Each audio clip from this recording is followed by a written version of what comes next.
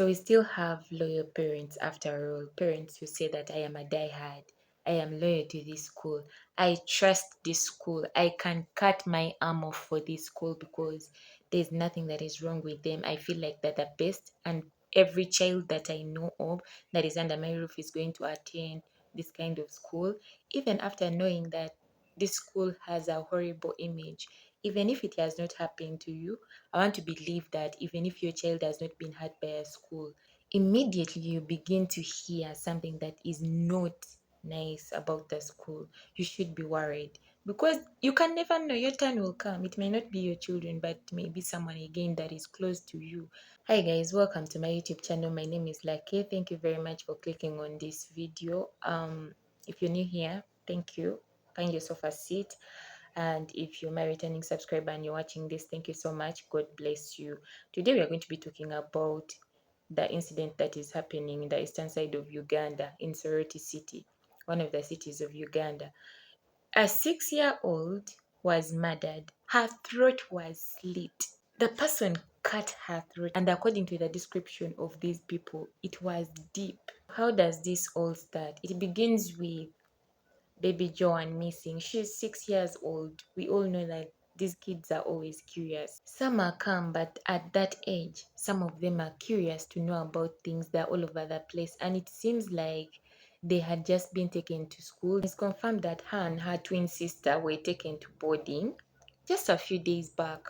They report to school in the boarding section, and before we know it, the matron is complaining that this child is missing. We need to look for her. We need to find out where she is. People came together, started looking for the child, and guess where they find the child? In the teacher's pit latrine. When these people found out that the child was dead, they were hesitant to break the news. It can be understandable that they might have feared to break the news, but you know how rumor can move from one place to another. This alarm reached parents, and when parents discovered that a child had died in the school, hundreds of them fled to the school. They started demanding for their kids. They want their kids. If you hear the interviews of most of these parents, you would hear that the image of the school was not nice at all. Kids have been missing and all that. What baffled me was the response of this one parent. So Lydia, I have my son who started for P7 last year.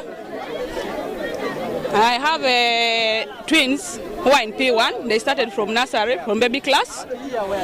I have a boy who started from baby class. Right now he's in P7. Since the school started, my kids have been there. And I've never heard anything bad about the school. And I got surprised today that last night, someone was calling me. But I've heard as if there's some kid was killed at school, and the name is Apio. Let me hope it is not your daughter. I said, no, my kids are all at home. So I continue receiving calls. I got concerned and I came where? To school. I wanted to know what is the exactly thing, what has happened. Because if we were out there, some people said that the kid fell into the pit latrine, the kid was cut off the head. So I really failed to understand until I reached to school right now. So you bring your child back, or you are going to look for another school? I will not take my kids anywhere because I know the goodness of Josan, and I know that is just jealous of people. That's why they did that to the school, to spoil someone's business. But now the RCC has closed the school indefinitely. Does it mean your children will stay at home until the school reopens? They'll go to another school, but when they reopen it, they'll come back.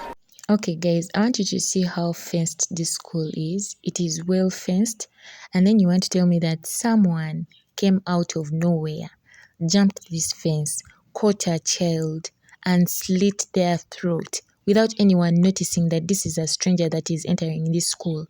I don't believe that. Yes, there is jealousy, but you cannot say that the culprit came from out. The culprit was definitely from the inside, and that is it, period. If you want to ask anyone about a school, it can never be the parents. It can never be the adults. It's the child who is in that school. Ask the child, how are things going? How is everything? That child is going to tell you the truth about the matters of the school.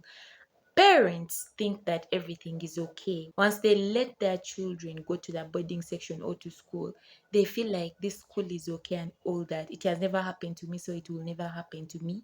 This incident reminded me of the time when I was 8 years old. I remember it was a Sunday and news began to circulate that a child was murdered. I did not think that that child was from my school.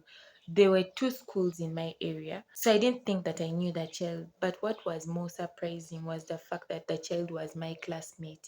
The next day was a Monday. I went to school. That day, everything in class was dead silent. The worst part of it was to tell us to go and see our classmate. It was a Catholic founded school. Obviously, it had a church. We were taken to the church to go and see the dead body. He was murdered by his half brother. His half brother was being taken care of by his mom. And when they asked him, he was young, he was below 18, so they took him to remand at that time. But when they asked him why he did it, he said that he was scared that he was going to lose his father's love and blah blah blah. So if blood can murder blood, how about people that don't know you? After baby Joanne's body was discovered, can you imagine that the school did not want to release the body of the child? They didn't want to release. One of the reasons I believe is that because of what was on the child, the cut on the neck, obviously someone is going to know. So there were rumors coming out that children have been disappearing from that school. Something close to this has been happening. This time around, I think because it happened to twins, there's always something special about twins. So this time around, when it happened to a twin, the news is all over the place. And the headmaster, the matron, that is the person who keeps the kids while they're in the boarding section, who is in charge of them, and the proprietor are all in custody, being investigated. There are parents who are out there who are very ignorant. Have you ever thought about sitting down and asking your child, is this a good school? Do you like the school? Is there anything I should know about the school? Because every time I speak to my nieces and nephews, there are stories that they tell me about boarding schools that are not nice. Try to find out from your children, is everything working out fine? Is there someone that is disturbing you? Try to get words out of them. My nieces and nephews never have time to talk to their parents, but when I'm with them, I always get words out of them. I just have to find a way of getting words out of them. What is happening at school? So, do you have a friend like this, like this? And before they know, they start telling you that this and this is happening. Can you imagine such and such a person attacked me? This and this person does this in the night. The children at our home, when they see strangers, the first thing they will tell you is that, who are you? Why is it that you've not been coming? Where do you come from? That kind of questioning stopped my niece from being kidnapped. This girl was just 3 years old when someone came to pick her. I think the names collided somehow. The border guy just came and said, I need this child. And the names were so exact. Like you come and say, I need Lucky Winnie, and the names are just exact. The child comes out and says, this is not a normal person that always picks me. Can you imagine the teacher comes, drops the child with the border guy, and then the child is like, this is not the person that always takes me. She was curious, and that was a good thing. She asked, who are you? Who sent you? What is my mother's number? And the guy didn't even have the kid's parents' number. My point is, we try to have time with our children, educate your children about the safeties. It is sad, and the sad part is that very many schools right now don't have the right motives for our children. So if it means you taking your child just to get the education they need but not trust the school, it is okay. In fact, in this day and era, if you're still trusting, then I feel sorry for you because you're not supposed to be trusting anyone. With the stories that are out there, family members, blood killing blood, friends betraying their own friends, neighbors betraying their neighbors, how much more someone who is miles away from you, kilometers away from you, they will cause you harm without thinking twice.